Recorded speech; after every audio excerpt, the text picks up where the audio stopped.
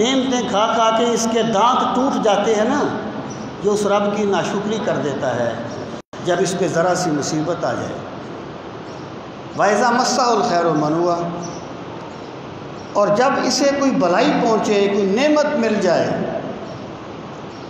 تو یہ نعمت دینے والے کا شکر نہیں کرتا بلکہ بخیل بن کے بیٹھ جاتا ہے۔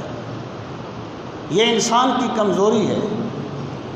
اب فرمایا إِلَّا الْمُصَلِّينَ الَّذِينَ هُمْ عَلَىٰ صَلَاتِهِمْ دَائِمُونَ، مگر وہ نمازی، نماز جن کے من میں اتر جائے گی، ان کی شخصیت اس طرح کامل ہو جائے گی کہ جب انہیں کوئی نعمت ملے گی تو وہ شکر کریں گے، جب کوئی مصیبت آئے گی تو وہ صبر کریں گے۔ یعنی نماز صرف ایک پریکٹس کا نام نہیں ہے، ایک ورزش کا نام نہیں ہے۔ نماز کے طبی فوائد ہیں، میں تسلیم کرتا ہوں، کوئی بندہ اس کا انکار نہیں کر سکتا، اور اسلام کی ہر عبادت کے طبی فوائد ہیں، لیکن طبی فوائد مقصود نہیں ہیں، مقصود تعمیر شخصیت ہے۔ فرمایا جو بندے نماز پر دوام اختیار کرتے ہیں، دوام اختیار کرنے سے کیا مراد ہے؟ اس کا یہ مطلب نہیں ہے کہ وہ سدا نمازیں پڑھتے رہتے ہیں، کاروبار نہیں کرتے، کام نہیں کرتے کوئی اور۔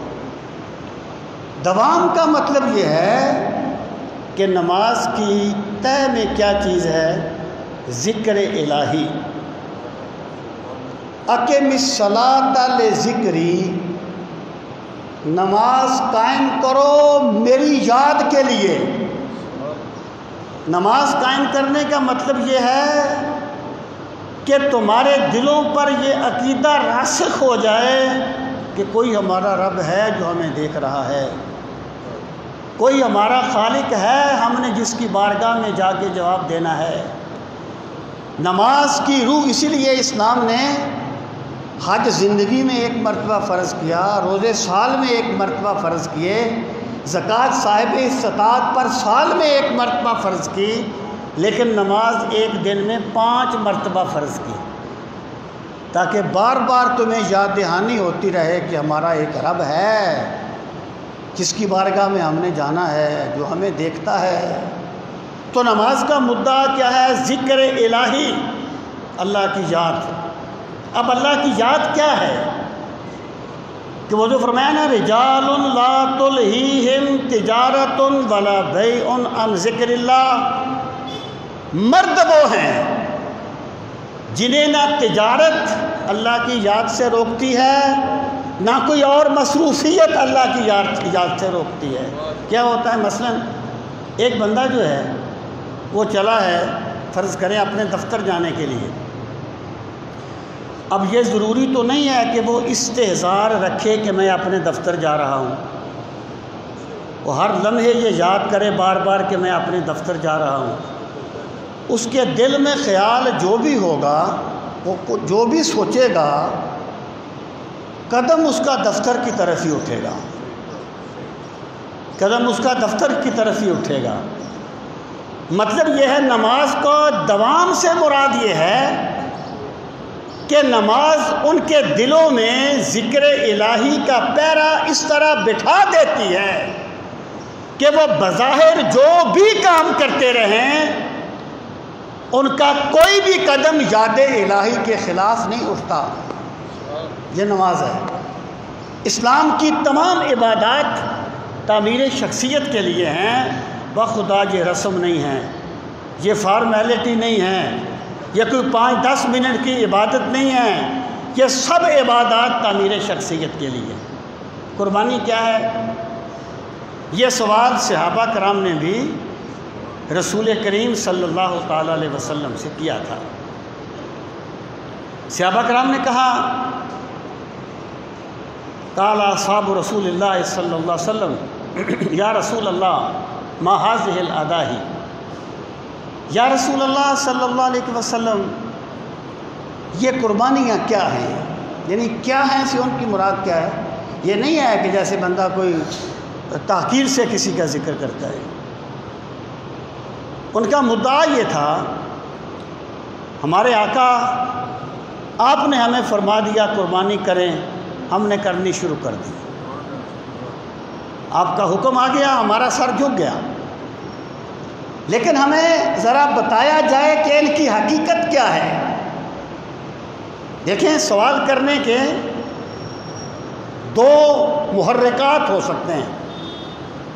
ایک یہ کہ بندہ ایک سوال کرے اور وہ کہے کہ مجھے اس کا جواب ملے گا تو بات مانوں گا ورنہ نہیں مانوں گا، مجھے اس کا جواب ملے گا تو مانوں گا ورنہ نہیں مانوں گا۔ مثلا نبی کریم علیہ السلام فرمائیں کہ قربانی کرو، صحابہ کہیں ہمیں پہلے لاجیکلی قائل کرو کہ کیوں کریں، تب ہم مانیں گے۔ ایمانیات میں یہ کمال نہیں ہے، یہ غلط ہے۔ ایمان کا سارا دار و مدار ذات پیغمبر پر بلائنڈ بیہاف کرنے پر منحصر ہے۔ جو کچھ اللہ کے پیغمبر نے فرما دیا آمنا و صدقنا۔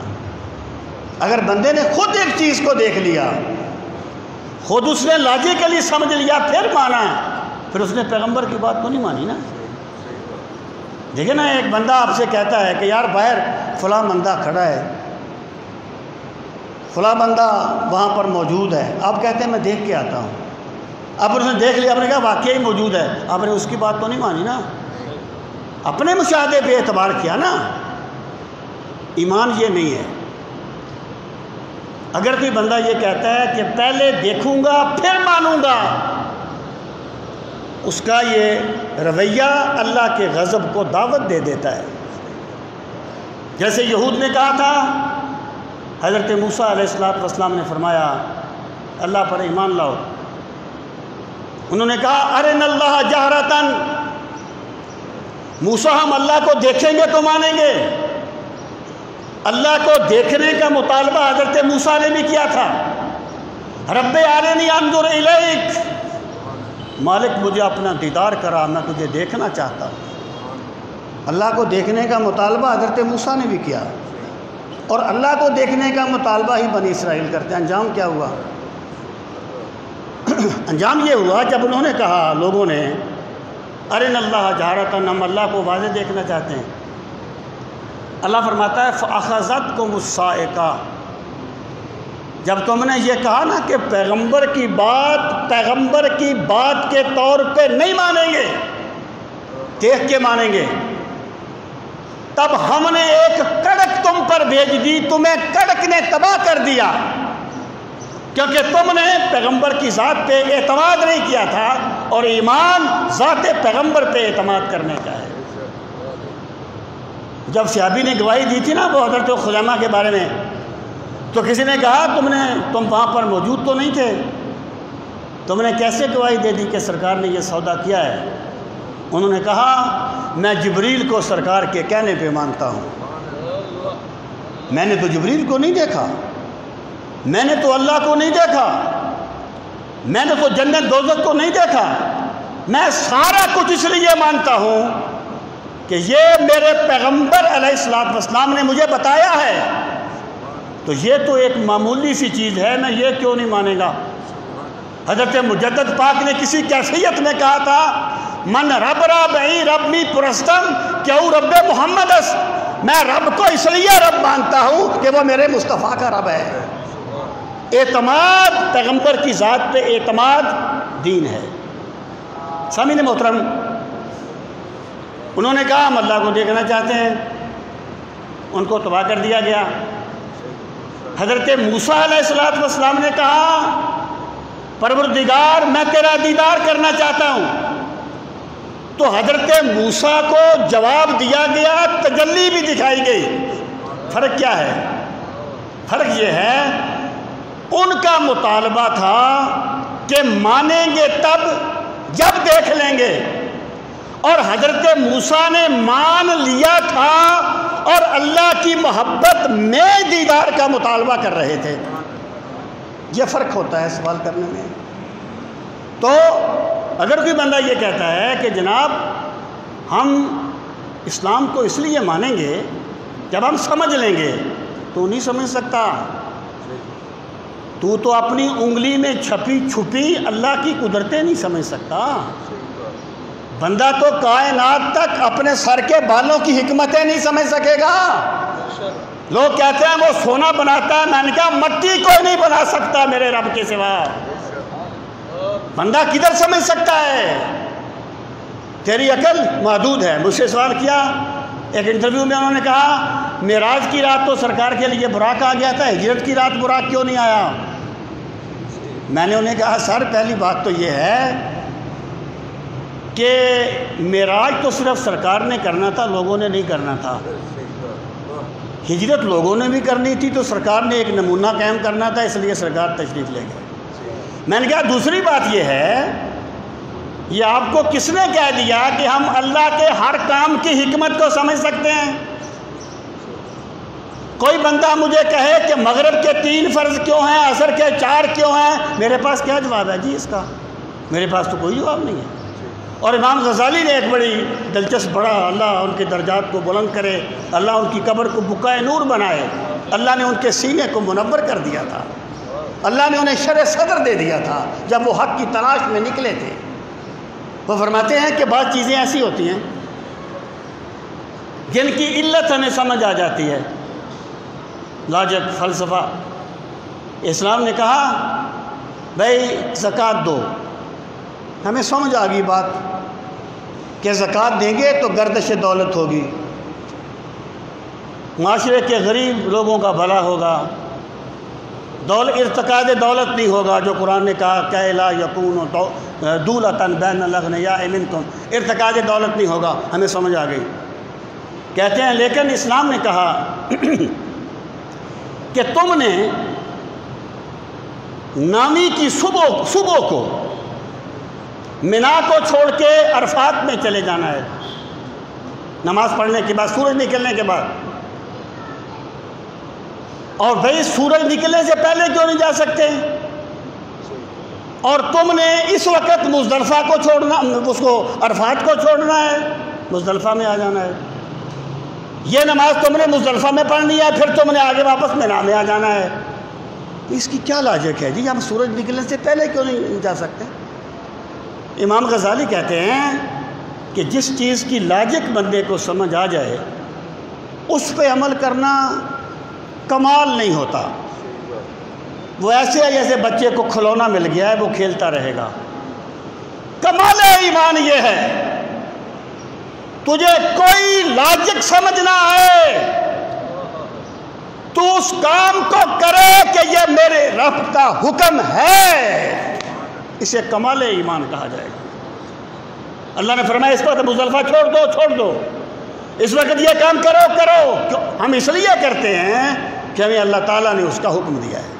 سامعین محترم، میں یہ بات عرض کرنا چاہتا ہوں کہ سوال کی نوعیت کو سمجھا جائے. اگر کوئی بندہ یہ کہتا ہے کہ جناب تب مانوں گا جب سمجھ لوں گا، اس کی سوچ ٹوٹلی طور پر غیر اسلامی ہے، اور ٹوٹلی طور پر اس نے اسلام کے مزاج کو نہیں سمجھا. اور دوسرا مرحلہ کیا ہے کہ یہ ایک زمینی حقیقت ہے، اور اللہ کا دین زمینی حقیقتوں کو کبھی نظر انداز نہیں کرتا. جو زمینی حقیقتیں ہوتی ہیں نا، دین انہیں کبھی نظر انداز نہیں کرتا. مثلا اگر ایک انسان اس کا نسب صحیح نہیں ہے تو اس کی امامت مکروہ ہے. اب اگر اس کا نسب صحیح نہیں ہے اس میں اس کا تو کوئی قصور نہیں ہے نا جی. اگر ایک بندے کا نسب مشکوک ہے، غلط ہے، صحیح نہیں ہے، اس میں بندے کا تو کوئی قصور نہیں ہے. لیکن زمینی حقیقت کیا ہے کہ لوگ اس کے پیچھے نماز پڑھنے پر راضی نہیں ہوں گے. اسلام کبھی بھی زمینی حقیقتوں کو چھوڑتا نہیں ہے. اب زمینی حقیقت کیا ہے کہ جو چیز بندے کے دل میں اتر جائے بندہ اس پہ عمل کرتا ہے. جو چیز بندے کے دل میں اتر جائے بندہ اس پہ عمل کرتا ہے، یہ زمینی حقیقت ہے۔ یعنی جس طریقے سے بندے کو سمجھ آ جائے نا بچے کو کہ تعلیم میرے لیے بہت اچھی ہے، وہ تعلیم حاصل کرے گا۔ ایک تاجر کو سمجھ آ جائے کہ میری تجارت اس وقت کامیاب ہوگی جب میں یہ طریقے اختیار کروں گا، دل میں بات اتر جائے نا پھر بندہ اس پہ عمل کرتا ہے۔ یہ بھی ایک زمینی حقیقت ہے کہ جب بندے کو ایک چیز کی لاجک سمجھ آ جاتی ہے تو اس میں عمل کا جذبہ مزید پختہ ہو جاتا ہے، اس کا انکار نہیں ہو سکتا۔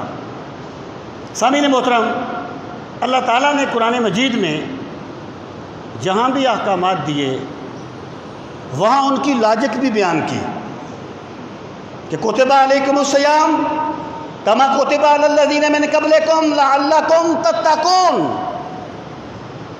ان الصلاۃ تنہی عن الفحشاء والمنکر ومن یعظم شعائر اللہ فانہا من تقوی القلوب اقم الصلاۃ لذکری، یہاں بھی حکم دیا، اس کی ایک لاجک بھی بیان کی۔ اس کو کہتے ہیں اسرار شریعت کا علم، اسرار شریعت کا علم۔ اس پر ہمارے قدماء نے بہت کام کیا، بالخصوص بر صغیر پاک و ہند میں حضرت شاہ ولی اللہ کی حجت اللہ البالغہ، اس پر ایک بے مثال کتاب ہے۔ امام راضی نے بہت اس پہ کام کیا، بہت سے لوگوں نے اس پہ کام کیا۔ اس کو کہتے ہیں اسرار شریعت کا علم۔ سامعین محترم، لیکن اس راستے پر وہ چلتا ہے جو اپنے دین کی مضبوطی کا طالب ہوتا ہے۔ جس بندے کے شیڈول میں دین کی مضبوطی نہیں ہے اسے کیا پڑی ہے کہ وہ اسرار شریعت کو پڑھے گا؟ وہ کس طریقے سے اس کی ترجیحات میں اسرار شریعت آئیں گے؟ تو یہ بندہ خود طے کر سکتا ہے کہ میری زندگی میں کتنا وقت دین کے لیے ہے، کتنے وقت میں دین سمجھنے کی کوشش کرتا ہوں اور کتنے وقت میں آخرت کی تیاری کرتا ہوں۔ میرے رب نے ہر بندے کے اندر ایک مفتی بٹھایا ہوا ہے، اس سے وہ پوچھے۔ حضرت امام حسین نے فرمایا تھا کبھی کبھی اپنے دل سے فیصلے کروایا کرو، دل کا مفتی غلط فتویٰ نہیں دیا کرتا۔ بندے کو چاہیے کہ وہ اپنے آپ کا محاسبہ کرتا رہے۔ تو سامعین محترم، میں یہ عرض کر رہا تھا کہ یہ جو اسرار شریعت کا علم ہے نا، اس کی اسلام میں تحسین کی گئی ہے۔ فضول سوال جو ہے نا ان کی ممانعت کی گئی ہے۔ لا تسألوا عن اشیاء ان تبد لکم تسؤکم۔ جیسے وہ انہوں نے کہا تھا نا وہ گائے کا رنگ کیسا ہو جی، گائے کی عمر کتنی ہو جی، وہ جناب گائے کا قد کتنا ہو جی، وہ گائے نے یہ کام کیا ہو کہ نہ کیا ہو۔ فضول سوال کرنے سے منع کر دیا گیا، لیکن ایسے سوال کرنا جس سے بندے کو اسرار شریعت کا علم ملے، یہ میرے پاک نبی کے پاک صحابہ کی سنت ہے، یہ صحابہ کرام کا طریقہ ہے۔ وہ کہتے ہیں ما ہذہ الادائی یا رسول اللہ۔ اور پھر ویسے بھی علم جو ہوتا ہے نا، علم ڈگری لینے کا نام نہیں ہے، بخدا علم ڈگری لینے کا نام نہیں۔ جب ہم پی ایچ ڈی کر رہے تھے، مجھے میرے استاد گرامی نے کہا پی ایچ ڈی علم نہیں ہے، پی ایچ ڈی صرف تمہیں علم کا راستہ بتائے گا،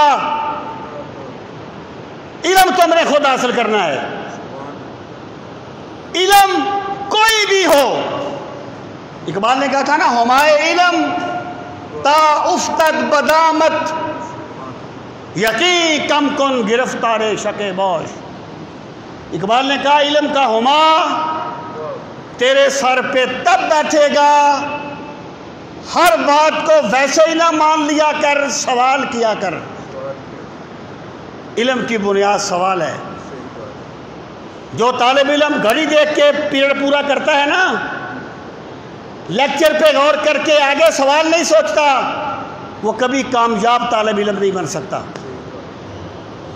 علم کی بنیاد سوال ہے، سوال پیدا ہوگا تو علم میں بندہ آگے بڑھے گا، اور پھر سوال بھی دوسرے کو لاجواب کرنے کے لیے نہیں، سمجھنے کے لیے۔ حضرت علی المرتضیٰ رضی اللہ تعالیٰ عنہ نے فرمایا تھا، سل تفقہن ولا تسأل تعنتا، بات کو سمجھنے کے لیے سوال کیا کر، سرکشی دکھانے کے لیے سوال نہ کیا کر۔ یہ پرچیاں لے کے آ جانا کسی سے سیکھ کر کہ دوسرے بندے کو لاجواب کر دیا جائے، یہ مولا علی کی سنت نہیں ہے۔ مولا علی کا طریقہ یہ ہے، سوال کرنے والا سوال کرے بات کو سمجھنے کے لیے، جب اس کی نیت میں طلب ہوگی تو پھر میرا رب اس کے لیے علم کے دروازے کشادہ کر دے گا، علم کے راستے کشادہ کر دے گا۔ سامعین محترم، علم کی بنیاد سوال ہے، علم کی بنیاد شک ہے۔ ہمائے علم تا افتد بدامت یقین کم کن، گرفتار شک باش عمل خواہی یقینا پختہ تر کن، یکے جوو یکے بینو یکے باش۔ اگر عمل چاہتا ہے تو یقین کی دولت حاصل کر، ایک کو دیکھ، ایک کو سوچ، ایک کا ہو جا۔ علم کی بنیاد شک ہے اور عمل کی بنیاد یقین ہے، اور یقین کتاب یقین سے وابستہ ہونے سے اور اصحاب یقین کی صحبت سے ملتا ہے۔ سامعین محترم، صحابہ کرام نے سوال کیا، ما هذه الاداہی یا رسول اللہ، یا رسول اللہ صلی اللہ علیہ وسلم یہ قربانیاں کیا ہیں، مطلب کیا ہے؟ آپ نے حکم دیا، ہم نے قربانیاں کرنی شروع کر دی، لیکن یا رسول اللہ ہمیں فرمائیے کہ ان کی حقیقت کیا ہے، تاکہ ہمارے یقین میں مزید اضافہ ہو، تاکہ ہمارے عمل میں مزید ہمیں ترغیب ملے۔ تو سرکار نے ایک جملہ فرمایا سنت ابیکم ابراہیم، یہ جو قربانیاں ہیں نا، یہ تمہارے جد امجد ابراہیم کی سنت ہے۔ سنت کا لفظ ہے طریقہ، لغت میں سنت کہتے ہیں طریقۃ المسلوکہ کانت سیئۃ او حسنہ۔ طریقہ مراد کیا ہے کہ یہ جو قربانیاں ہیں نا، یہ تمہارے جد امجد حضرت ابراہیم کی یاد کو، یادگار کو اللہ نے قیامت تک کے لیے باقی رکھا ہے۔ یہاں پر جو سنت کا لفظ ہے یہ فقہی معنی میں نہیں ہے، سنت کا لفظ فقہی معنی میں نہیں ہے، سنت کا لفظ یہاں اپنے لغوی معنی میں ہے کہ یہ ان کا طریقہ ہے۔ فقہی معنی میں قربانی واجب ہے، سنت نہیں ہے۔ سامعین محترم، سنت ابیکم ابراہیم، یہ تمہارے جد امجد ابراہیم کی یادگار ہے، ان کی ادا ہے جسے اللہ نے قیامت تک کے لیے باقی رکھا۔ اب آ جائیں، وہ کیا یادگار ہے؟ ویسے تو سیدنا ابراہیم علیہ السلام کی ساری زندگی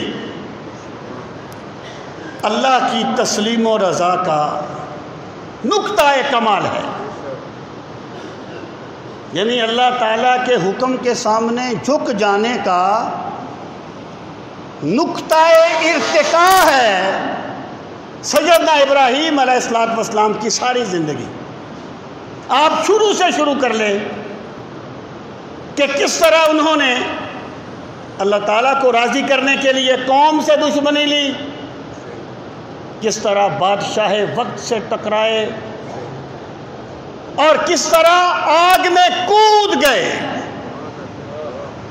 وہ میں نے ایک صاحب کو سنا، بڑا فلسفی ہے، لیکن عقل کی ایک حد ہوتی ہے، یاد رکھنا میری بات۔ عقل کو تنقید سے فرصت نہیں، عشق پر اعمال کی بنیاد رکھ۔ قرآن کریم نے جو پہلے قدم پر کہا یؤمنون بالغیب، وہ غیب پر ایمان لاتے ہیں۔ اس کا مطلب کیا ہے کہ عقل کی ایک حد ہے، لیکن ایمان کا تعلق غیب کے ساتھ ہے۔ تو اس نے کہا کون کہتا ہے کہ حضرت ابراہیم آگ میں کود گئے تھے؟ کہنے لگا انہیں تو جیسے یہ کوئی ڈولی ہوتی ہے، کوئی ایسی چیز، اس میں بٹھا کے آگ میں پھینکا گیا تھا، وہ خود تو نہیں کودے تھے۔ اس سے بندہ پوچھے اللہ کے بندے، اگر حضرت ابراہیم ان کی بات مان لیتے تو نوبت کیوں آتی؟ ان کی بات مان لیتے تو یہ نوبت کیوں آتی؟ جب وہ ڈٹ گئے تو یہ نوبت آئی نا۔ گویا انہوں نے نہیں پھینکا، حضرت ابراہیم اللہ کا کلمہ بلند کرنے کے لیے خود آگ میں کود گئے تھے جب لوگوں کا یہ مطالبہ تھا۔ سامعین محترم، اور پھر ایک وہ مرحلہ آ گیا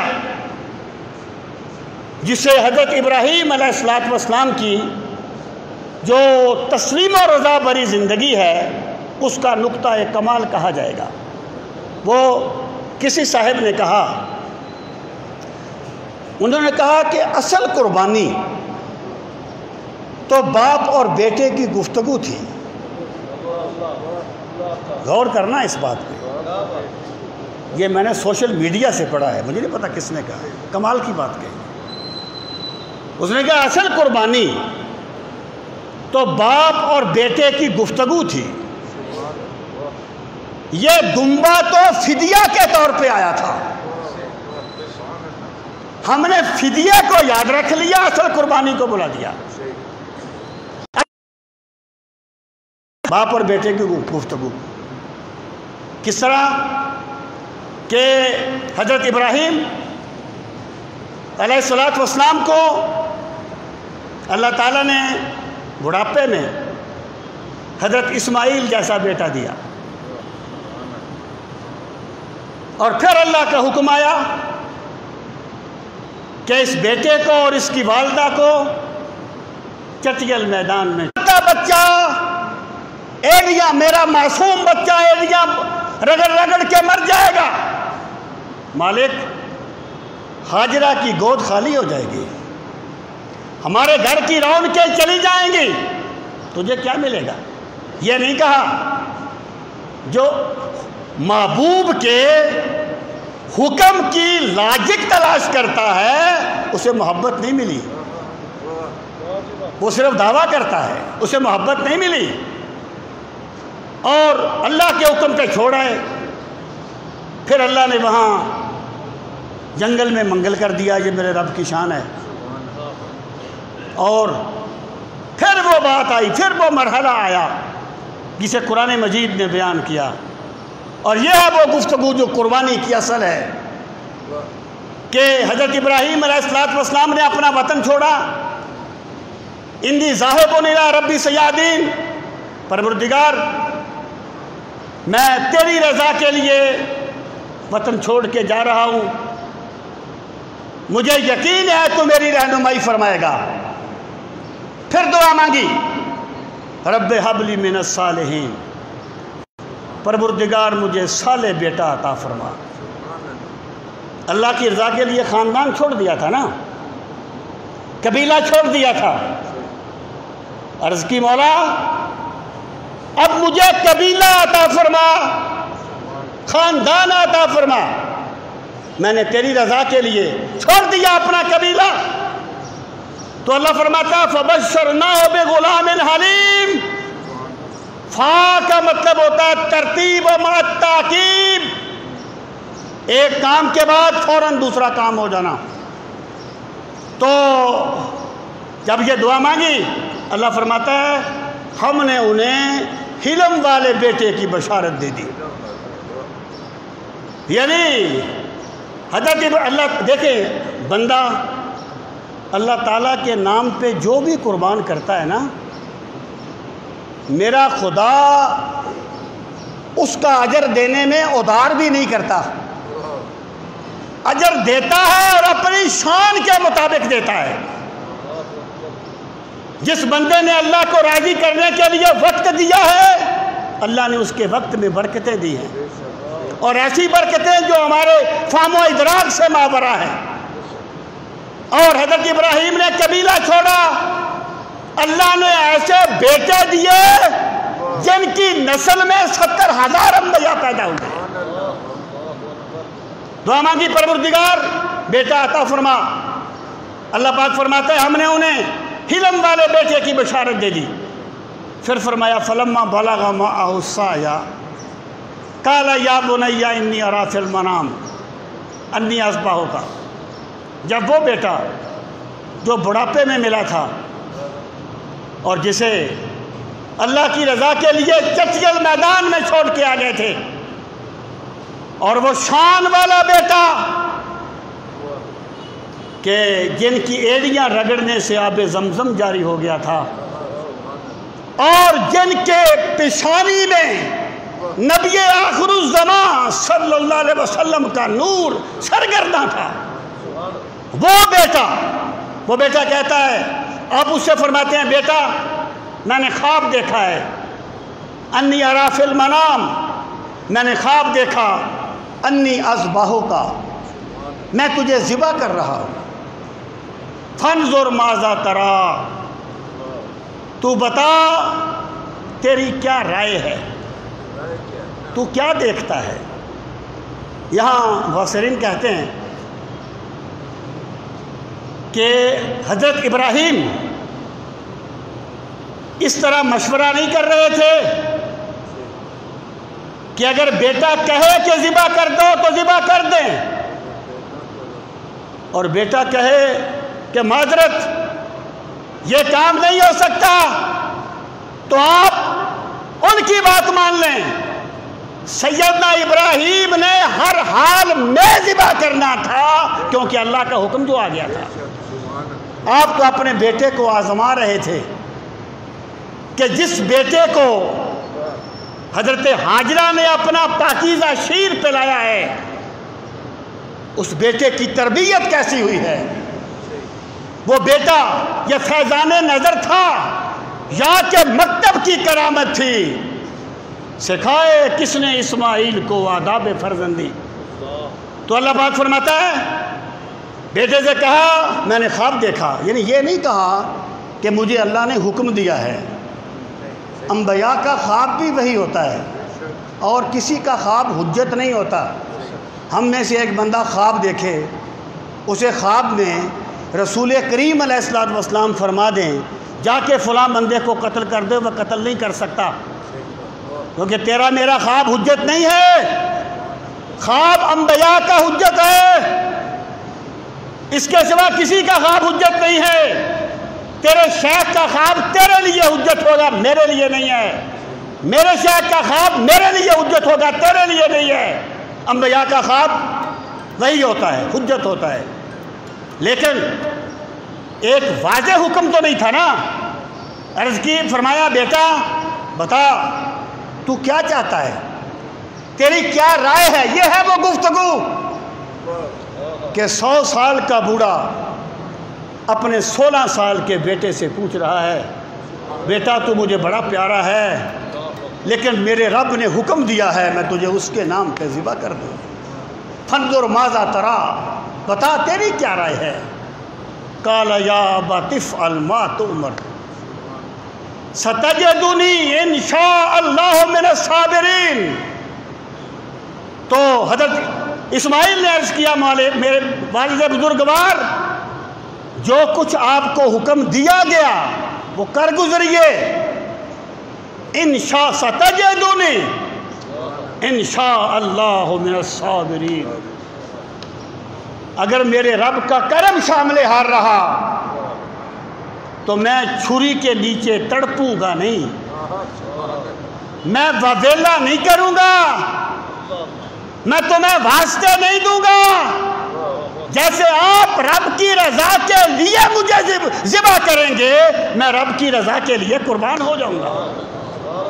ستجدونی انشاءاللہ من الصابرین، یہ ہے وہ گفتگو جو قربانی کی اصل ہے۔ اللہ پاک فرماتا ہے فلما اسلما وتلہ للجبین، جب وہ دونوں تیار ہو گئے، فلما اسلما، یہ اسلما اسلام سے ہے، اسلما تسنیہ کا صیغہ ہے۔ اسلام کیا ہوتا ہے؟ گردن نہادن بطاعت، خدا کا نام ہے اسلام، فساد کرنے کا نام نہیں ہے۔ اسلام نفرتوں کا نام نہیں ہے۔ اسلام اللہ کے سامنے سر تسلیم خم کر دینے کا نام ہے۔ گردن نہادن بطاعت، فلما اسلما، جب وہ دونوں اللہ کی بارگاہ میں جھک گئے، 100 سال کا شیخ کبیر اپنے بیٹے کے گلے پہ چھری پھیرنے کے لیے تیار ہو گیا، اور بیٹا گلے پہ چھری پھروانے کے لیے تیار ہو گیا۔ اور اس وقت حضرت اسماعیل نے کہا کہ ابا جان جب مجھے ذبح کرنے لگیں میرے ہاتھ اور پاؤں باندھ لینا، تاکہ یہ نہ ہو کہ میں تڑپوں اور میرے خون کے قطرے آپ کے کپڑوں پہ پڑ جائیں، اور میرے یہ کپڑے میری والدہ کو دکھا دینا، شاید انہیں تسلی مل جائے۔ خدا کی قسم کبھی تصور کیجئے، کسی اللہ تعالیٰ سب کو امان دے، سب کو سلامت رکھے، کسی کے ساتھ حادثہ ہو جائے نا بچے کا، دنیا اجڑ جاتی ہے، لیکن وہ دوسری چیز ہے اپنے ہاتھ سے اپنے بیٹے کے گلے پہ چھری پھیرنا، یہ تسلیم و رضا کی انتہا ہے۔ فلما اسلما وتلہ للجبین، انہوں نے لوٹا دیا اپنے بیٹے کو پیشانی کے بل۔ فلما اسلما وتلہ للجبین ونادینہ یا ابراہیم، ہم نے آواز دی ابراہیم بس، ہم تیرے بیٹے کو ذبح نہیں کروانا چاہتے تھے، ہم تیرے گھر کو خالی نہیں کرنا چاہتے تھے، ہم ہاجرہ کی گود خالی نہیں کرنا چاہتے تھے، ہم زمانے کو بتانا چاہتے تھے کہ ابراہیم کو ہم نے اپنا خلیل کس لیے بنایا ہے۔ فلما اسلما وتلہ للجبین ونادینہ یا ابراہیم قد صدقت الرؤیا انا کذالک نجزی المحسنین، آپ نے اپنے خواب کو سچ ثابت کر دکھایا اور ہم نیکوکاروں کو ایسا ہی بدلہ دیا کرتے ہیں۔ یعنی مطلب کیا ہے، جب کوئی بھی بندہ اللہ کو راضی کرنے کے لیے آگے آئے گا تو ہم اس کی قربانی سے بہت بڑھ کے اسے عطا فرمائیں گے۔